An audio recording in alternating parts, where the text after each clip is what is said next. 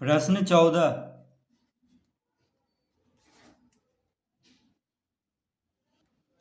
सिद्ध कीजिए कि त्रिभुज के तीन शीर्ष लंबों का योगफल उसकी तीनों भुजाओं के योगफल से कम होता है। तो पहले हम इसका चित्र बना लेते हैं, उसके बाद इसको समझेंगे।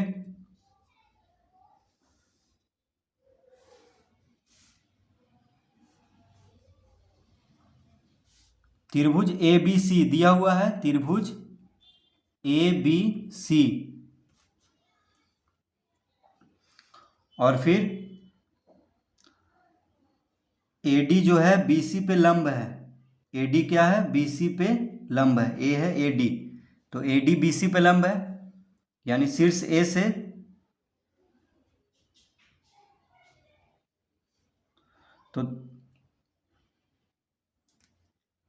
तो शीर्ष A का लंब कौन है? AD है। और शीर्ष B का लंब BE, इसको क्या कहेंगे? BE, ये लंब है यहाँ पे, यानी BE लंब है AC पर। ठीक है, BE जो है AC पर लंब है। और इसको मिला लेते हैं, एकदम बीच से देखिए गुजरना चाहिए, तीनों तीनों एकदम बीच से गुजरता है शीर्ष लंब। तो ये हो गया CF, इसको हम F लिखेंगे। तो CF लंब है AB पर, CF जो है AB पर लंब है।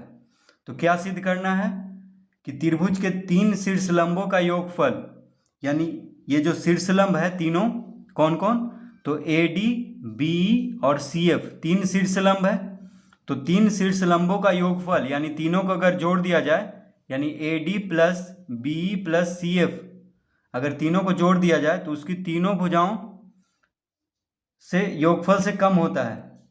यानी किसी त्रिभुज की तीन शीर्ष लंबों का योगफल उसकी तीनों भुजाओं की योगफल से कम होता है। तो इसको क्या सिद्ध करना है? यानी AD plus BE plus CF कम होगा, किससे कम होगा? तो AB plus BC plus AC से।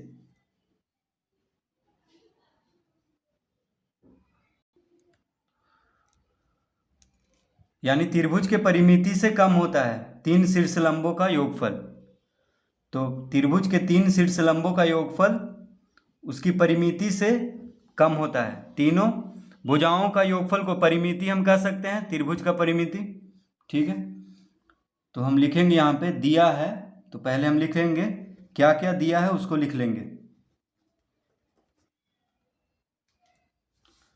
तो लिखेंगे त्रिभुज ABC में, त्रिभुज ABC में क्या क्या दिया है?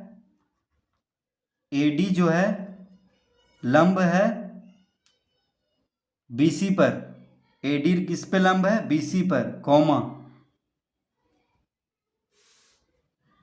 AD जो है BC पे लंब है, इसको लिख लेंगे, कॉमा BE, देखिए BE लंब है AC पर, BE लंब है AC पर, कॉमा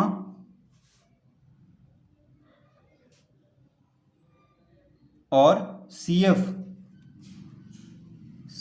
लंब है AB पर। ये दिया हुआ है हमें, तीन शीर्ष लंब है यहाँ पे, कौन कौन? तो AD लंब है BC पर, AD जो है भुजा BC पर, त्रिभुज का भुजा कौन कौन है यहाँ पे? देखिए AB, BC और AC त्रिभुज का भुजा है। तो AD जो है यानी शीर्ष A से जो लंब निकला है उसको क्या कहेंगे? AD।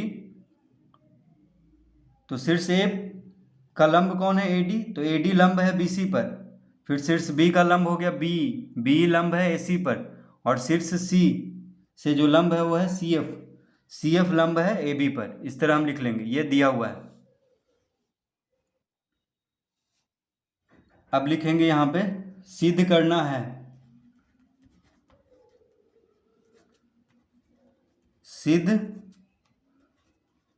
करना है क्या सिद्ध करना है कि AD प्लस, सिद्ध करना है कि AD plus BE plus CF, तो तीन शीर्षलंबों का योगफल उसकी तीन भुजाओं के योगफल से कम होता है। कम होता है किससे? तो AB plus BC plus AC से।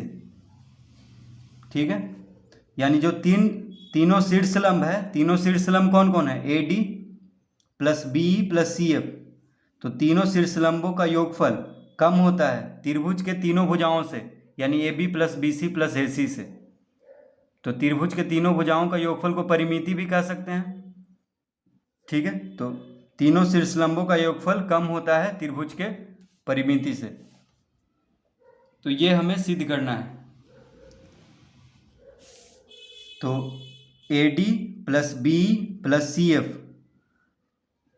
कम होता है, किससे कम होता है? तो AB plus BC plus AC से। ये सिद्ध करना है यहाँ पे। तो लिखेंगे प्रमाण। अब इसको हम सिद्ध करेंगे, अब इसको हम सिद्ध करेंगे। तो यहाँ पे लिखेंगे प्रमाण।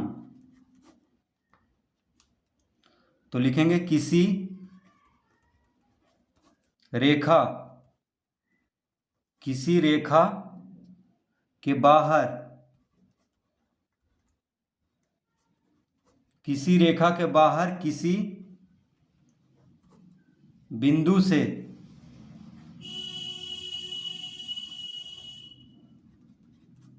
किसी रेखा के बाहर किसी बिंदु से जितने रेखाखंड, जितने रेखाखंड खींचे, जितने रेखाखंड खींचे जा सकते हैं,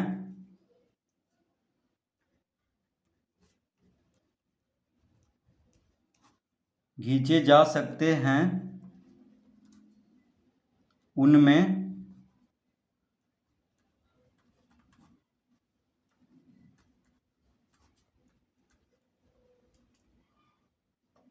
उनमें लंब रेखाखंड,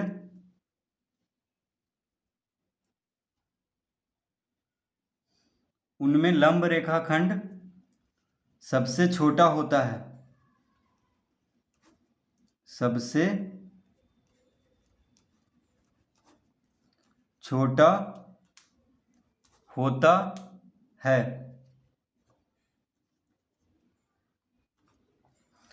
तो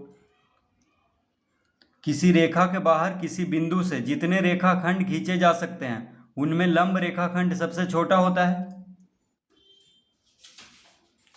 जैसे हम इसको इस तरह से समझेंगे, देखिए मान लीजिए यहाँ पे कोई रेखा है, ठीक है, और इस पे बिंदु है D, इस पे बिंदु D है,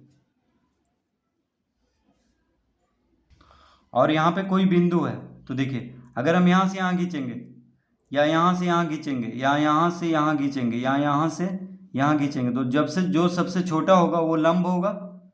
ठीक है, देखिए मान लीजिए PD क्या है? लंब है। तो किसी रेखा के बाहर, देखिए L क्या है? रेखा है। किसी रेखा के बाहर किसी बिंदु से, ये बिंदु है P, जितने रेखाखंड खींचे जा सकते हैं उनमें लंब रेखाखंड सबसे छोटा होगा। तो ये जो लंब है, देखिए सीधा वाला सबसे छोटा होगा, बाकी सब तो थोड़ा सा तिरछा हो जाएगा। तो जो सबसे सीधा होगा वो क्या होगा? लंब होगा। तो PD सबसे छोटा होगा यहाँ पे। मान लीजिए इसको कोई नाम देते हैं MNOPQ। तो यहाँ पे देखिए PD जो होगा सबसे छोटा, PM बड़ा होगा, PN भी बड़ा होगा, PO भी PD से बड़ा होगा, और इसको नाम देते हैं X, यानी PX भी PD से बड़ा होगा। ठीक है, तो जो सबसे छोटा होगा वो कौन होगा? लंब रेखाखंड, यानी PD। तो इसी का हम प्रयोग करेंगे। किसी रेखा के बाहर किसी बिंदु से जितने रेखाखंड खींचे जा सकते हैं उनमें लंब रेखाखंड सबसे छोटा होता है। तो अब लिखेंगे यहाँ पे अतः AD से बड़ा होगा AB।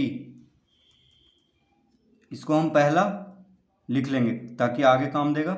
AD से बड़ा होगा AB, पहले देखिए हम लिख लेते हैं, उसके बाद इसको समझा देंगे। BE से बड़ा होगा BC,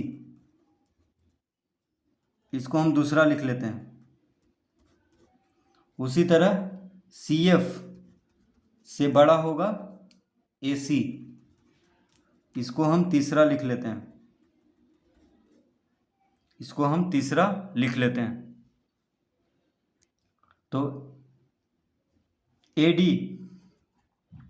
लंब है AB पर, माफ कीजिए, AD लंब है BC पर, तो AD छोटा होगा AB से। देखिए अब इसका चित्र में हम समझते हैं। तो AD जो है, AD किस पे लंब है? BC पर लंब है। देखिए AD जो है BC पे लंब है, तो AD सबसे छोटा होगा AB से। AB भी देखिए, BC क्या है? रेखा है। BC एक रेखा है जिस पे AB रेखाखंड है और AD भी रेखाखंड है, तो जो लंब होगा वो सबसे सीधा है, यानी AD छोटा होगा AB से। देखिए AB से AD छोटा होगा। क्यों छोटा होगा? क्योंकि BC पर AD लंब है और BC पर देखिए AB मिला हुआ है, तो ये तिरछा है और सबसे सीधा कौन है? जो लंब है वही सीधा होगा। तो AD छोटा होगा AB से। तो किसी रेखा के बाहर किसी बिंदु से जितने रेखाखंड खींचे जा सकते हैं उनमें लंब रेखाखंड सबसे छोटा होता है। देखिए ये रेखा है BC और यहाँ से A से देखिए AD लंब है और A से AB, A से जो AB है ये रेखाखंड है BC पर, तो AB तो बड़ा होगा AD से, यानी AD जो है AB से छोटा होगा। उसी तरह BE जो है BC से, देखिए BE जो है BC से छोटा होगा। BE लंब है AC पर और BC भी मिला हुआ है AC में, ठीक है, तो BE छोटा होगा BC से। उसी तरह CF छोटा होगा AC से। देखिए CF छोटा होगा AC से, क्योंकि CF लंब है AB पर और AC देखिए तिरछा इस तरह से मिला हुआ है, तो CF छोटा होगा AC से, ठीक है। तो AD छोटा होगा AB से, इसको हम पहला लिख लिए हैं। BE छोटा होगा BC से, इसको हम दूसरा, और CF छोटा होगा AC से, इसको हम तीसरा लिख लिए हैं। लिखेंगे अब पहला जोड़ दूसरा जोड़ तीसरा से, यानी तीनों को अब जोड़ देंगे, तो तीनों का जो बायां तरफ है वो बायां तरफ जुटेगा, यानी AD plus BE plus CF छोटा होगा किससे? AB plus BC plus AC से, ठीक है, क्योंकि ये तीनों बायां तरफ वाला छोटा है दायां तरफ वाला से, तो बायां तरफ को जोड़ देंगे पहले। तो AD plus BE plus CF छोटा होगा किससे? छोटा होगा तो AB plus BC plus AC से, तो AD plus BE plus CF छोटा होगा AB plus BC plus AC से। यही सिद्ध करना था। तो क्या सिद्ध करना था?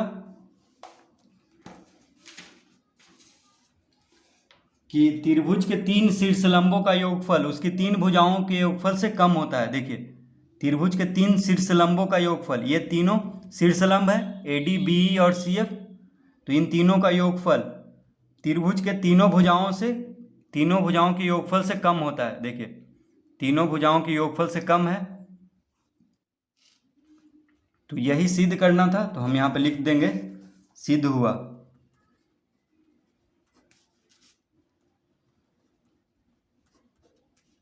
तो इस तरह से इसको हल करेंगे।